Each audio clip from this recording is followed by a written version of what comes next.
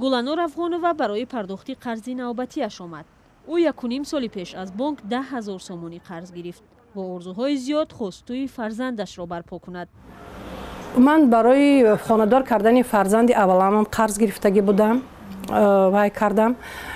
بعد مبلغ قرضی گرفته وای کمتر چی میگن خانه هامون وای کردیم تعمیر کردیم.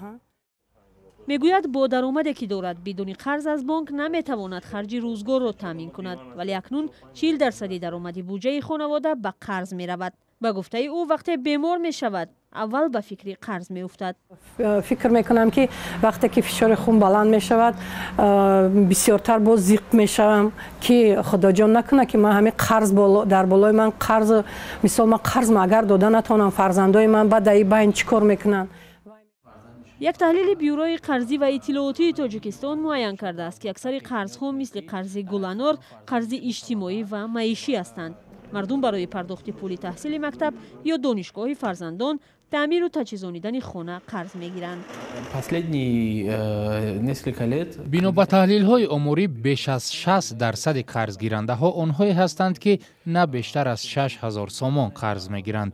گرفتن قرض عمومی یا قرض برای روزگار نسبت به دیگر نمود قرض حالا قلای‌تر است. Микрофинансовых и банков Республики Таджикистан. مرحبا رو قرض به خانه کرد. خیر روزای وضعی نگذرانم خواهر جون. ای خانه به خانه شده. من اینجا آمدم شتم کوارتیر پول داده گودکم ایده دارم. خیلی خیلی قرض نیست که چی نصیب تقدیر نمیدونم. خانه ما 4 تا خانه داشت و حوالی ما خیلی بود. شوهر مرحبا در مهاجرت است و سرنوشت آینده این خانواده هم ناروشن مانده است. خیلی فکر کردیم که نقض میشه زندگی که نه ما خیلی عجیتی و سوختیم در بازار کاروان. با از طرفش پرسنت ها بالا رفتن گرفت. قرض بسیار شد نتونستیم داده و قرض پرداخت کردن نتونستیم. با دزمی و با قرض گرفتیم دیم برای که با همه خیلی دلار بلند شد کورسش با همه خیلی ماند نشد. خیلی خلاصه هیچی همه چی موندیم در خانه ای در ای سلامتی همه چی. کارشناسان امور بانکی میگویند زندگی و عملی کردن هدف و نقشه ها توسط قرض یک کاری معمولی است، اما سبب برابر با قرضدار شدن باز به مشکل فراوان روبرو شدن ساکنان در تاجیکستان از یک سو میان شکن بودن فایز قرض و از سوی دیگر درآمد ثابت نداشتن آنهاست. مردم تاجیکستان بسیار تکیه به مهاجرت میکردند. سالهای اخیر از حساب مهاجرت هم مبلغ کم وارد شده است.